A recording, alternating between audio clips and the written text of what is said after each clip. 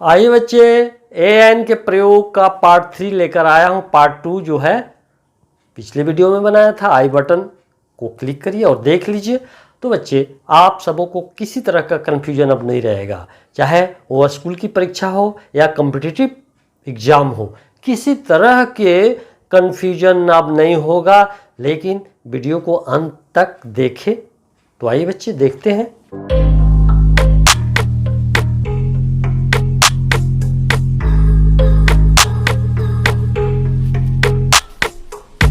बच्चे, आप पिछले वीडियो में 8वें कंसेप्ट को देखा था। मेरे ख्याल से आपको सारी बातें समझ में आ गई होगी। आए हम 9वें कंसेप्ट की चर्चा करें। तो 9वां कंसेप्ट क्या है, इसके बारे में देखें। If a verb is used as a noun then an is applied before. यदि इसको हम हिंदी में समझें तो इस प्रकार समझ सकते हैं। अगर कोई वर्ब नाउन की तरह प्रयोग किया जाए तो उसके पहले हम ए अथवा एन का प्रयोग करते हैं। बच्चे, इनको उदाहरण से देख लेते हैं। देखिए, यहाँ रेस्ट खुद वर्ब था बेचारा, लेकिन यह नाउन बन गया। बात खुद वर्ब था, बात वर्ब था लेकिन नाउन बना। ड्रिंक भी वर्ब था लेकिन यहाँ नाउन बना हुआ है। वॉक वर्ब था लेकिन नाउन बना हुआ है। स्विम के साथ भी वही है, राइट के साथ भी वही है। अब यहाँ नाउन बनने के कारण इसके पहले हम क्या लगाएंगे, आर्टिकल लगाएंगे एन। अब ए लगाए कि एन, उसके फर्स्ट लेटर पर डिपेंड करता है। अगर इसका फर्स्ट लेटर वॉवेल की तरह हो तब तो एन लगाना पड़ेगा। अगर कॉन्सोनेंट की तरह हो तो ए लगाना पड़ेगा। आइए इसके उच्चारण को आप देखिए। रेस्ट र हो रहा है तो यहाँ ए लगाना पड़ेगा। बाथ बा हो रहा है, ए लगाना पड़ेगा। ड्रिंक डा हो रहा है, ए लगाना पड़ेगा। वॉक वाह हो रहा है, ए लगाना पड़ेगा। स्विम श हो रहा है, ए लगाना पड़ेगा। राइड देखिए तो र हो रहा है, ए लगाना पड़ेगा। अब ये एक फ्रेज बन गया, वर्बल फ्रेज हो गया। अब इसका एक अलग हो गया कि हैव अ रेस्ट, आराम करना, विश्राम करना। हैव अ बाथ, स्नान करना। हैव अ ड्रिंक, पीना। गो फॉर अ वॉक, टहलना, टहलने के लिए जाना। गो फॉर अ स्विम, तैरने के लिए जाना।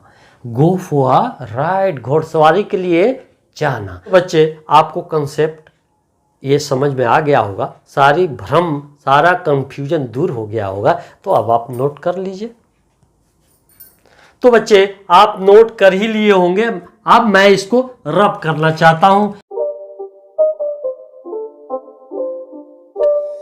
तो बच्चे, आप पिछले कंसेप्ट को अच्छी तरह समझ गए होंगे, लेकिन आपको हिम्मत रहने की आवश्यकता है। खुश रहिए और वीडियो को लास्ट तक देखते रहिए। फिर देखिए, आप 10वें कंसेप्ट की चर्चा थोड़ा करने जा रहे हैं। तो 10वां कंसेप्ट क्या है? If a singular countable noun demonstrate the whole class a an is applied before. इसका अर्थ ये हुआ कि अगर कोई सिंगुलर काउंटेबल नाउन से पूरे जाति अथवा वर्ग का बोध हो तो उसके पहले हम ए अथवा एन का प्रयोग करते हैं। तो बच्चे, आइए यहाँ पर उदाहरण से समझे। आ काउ हैज हॉर्न्स। अब एक गाय जो है सींग रखती है। ये संपूर्ण गाय की चर्चा हो रही है। यहाँ जाति का बोध हो रहा है, वर्ग का बोध हो रहा है। तो इसके पहले क्या लगाया गया? आर्टिकल ए लगाया गया। उसी तरह a dog is a faithful animal. कुत्ता एक स्वामी भक्त जानवर होता है। ये संपूर्ण कुत्ते में ये ऐसी विशेषता होती है और संपूर्ण कुत्ते की चर्चा हो रही है, इसलिए इसके पहले ए लगाया गया। फिर यहाँ देखिए, an eagle flies very high. गरुड़ बड़ी ऊंचाई तक आकाश में उड़ता है। तो यहाँ गरुड़ के पहले एन लगाया गया, क्योंकि फर्स्ट लेटर का साउंड वॉवेल साउंड हो रहा है, इसलिए एन लगाया गया। और सभी गरुड़ में ये गुण है। पूरे वर्ग का बोध करा रहा है। तो इस प्रकार से देखें कि अगर जाति का बोध करवाना हो तो एन का प्रयोग होता है। लेकिन यहाँ बच्चे एक बात पर ध्यान देने की ज़रूरत है कि एक अपवाद भी है। अगर मैन से पूरे जाति का बोध करवाना हो तब उसके पहले एन का प्रयोग नहीं किया जाता है। जैसे उदाहरण के लिए दिखा रहा हूं मैं, मैन इज मोर्टल, मानव मरणशील प्राणी है। मोर्टल मरणशील है। देखिए इसके पहले कोई भी आर्टिकल का प्रयोग नहीं किया गया। यदि आप ऐसा करेंगे तो क्या होगा, सारा गुड़ गोबर हो जाएगा। ऐसा न करेंगे। तो बच्चे आप समझ गए होंगे। आइए नोट कर लीजिए। फिर अब मैं इनको मिटाता हूं। तो बच्चे मैं आशा करता हूं कि 10वें कंसेप्ट आपको अच्छी तरह समझ में आ गई होगी, लेकिन आपको इसमें अभ्यास की आवश्यकता है, प्रैक्टिस करने की ज़रूरत है।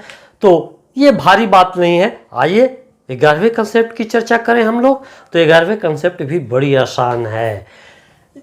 An used before the name of profession, यानी एन का प्रयोग वह प्रोफेशन पेशा वाले का नाम के पहले प्रयोग किया जाता है। अब पेशा कहिए, डॉक्टर की पेशा, वकील की पेशा, लॉयर जिसको कहते हैं, इंजीनियर की पेशा, किसान की पेशा, कॉबलर की पेशा, ये सारे पेशे का नाम है।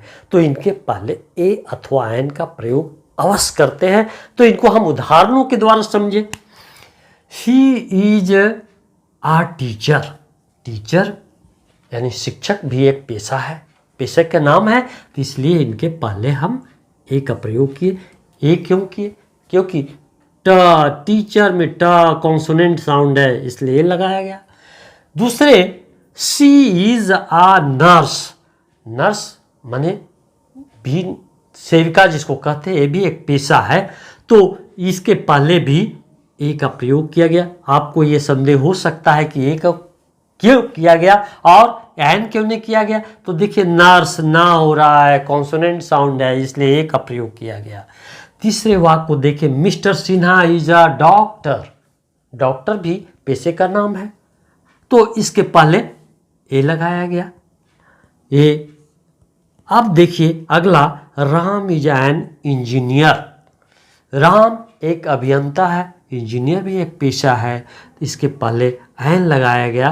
तो आप प्रश्न पूछ सकते हैं कि ए क्यों नहीं लगाया गया। तो अच्छी तरह जानते ही हैं भैया आप सब कि इंजीनियर कॉन्सोनेंट है कि वॉवेल, आ से औ तक हो रहा है तो वॉवेल साउंड है ना, तो इसलिए एन का प्रयोग किया गया।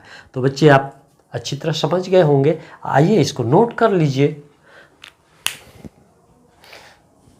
तो बच्चे अब मैं इसको रव करना चाहता हूं।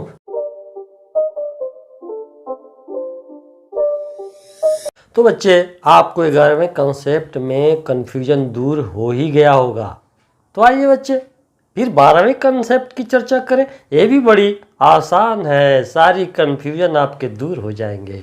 तो 12वें कंसेप्ट क्या है कि देख लीजिए, a an is used before proper noun in the meaning of quality. इसका अर्थ ये हुआ कि ऐसे प्रॉपर नाउन के पहले कोई आर्टिकल का प्रयोग नहीं होता है, लेकिन अगर किसी व्यक्ति से उसका गुण का बोध हो और वह गुण किसी व्यक्ति में आ गया हो तो उसके पहले ए अथवा एन लगेगा। वो प्रॉपर नाउन रहते हुए भी एन लगेगा। तो बच्चे आइए देखिए यहाँ उदाहरण में, ही इज अ दारासिन, वह दारासिन, दारासिन एक पहलवान थे, मजबूत थे, बहुत ताकतवर थे। वह उसी जैसा गुण आ गया, इसलिए यहाँ दारासिन में भी ए का प्रयोग किया गया, ए का प्रयोग किया गया।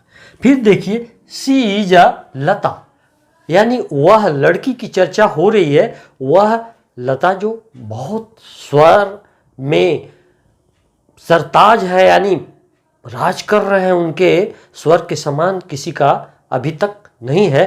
तो अगर उनके गुण से मिल रहा है, किसी में गुण आ गया, तो लता के पहले भी ए लगा। लता प्रॉपर नाउन है, फिर भी गुण की यहाँ चर्चा हो रही है, इसलिए यहाँ पर ए का प्रयोग हुआ। You are a Shakespeare. Shakespeare एक प्रॉपर नाउन है, लेकिन शेक्सपियर की विशेषता थी कि वो ड्रामाटिस्ट थे, पोएट भी थे और कई तरह के उनमें गुण था। तो उसी तरह का गुण किसी में हो जाए तो उसके पहले उसके गुण की चर्चा करने के लिए हम एन का प्रयोग करते हैं। यानी आप एक शेक्सपियर जैसा गुण रखने वाले हैं। Rakesh is a Hitler. Hitler को जानते हैं, इधर से उधर कई गोटी नचाता था, तानाशाह जैसा व्यवहार करता था, किसी पर चढ़ाई कर देता था। तो अगर उस तरह का गुण रखने वाले को हिटलर से तुलना करने के क्रम में ए का प्रयोग हुआ। राकेश एक हिटलर के समान है, जो जहां तहां वो लड़ाई करना, राजनीति खेलना, इस तरह के गुण अपना लेना जो हिटलर में है। तो इसके लिए इसके पहले ए का प्रयोग किया गया। तो बच्चे अच्छी तरह आप समझ गए होंगे। अब अगर कन्फ्यूजन है, अभी भी आपका कन्फ्यूजन है, तो आप क्या करेंगे, कमेंट सेक्शन में जाएंगे और एकदम पूछेंगे कि ये पार्ट में मुझे समझ में ना आया। मैं यथासंभव आपको भरपूर प्रयास करूंगा कि समझ में आ जाए। तो बच्चे अगले कंसेप्ट अगले वीडियो में। तो अगर आप नए हैं बच्चे तो सब्सक्राइब करना ना भूलें।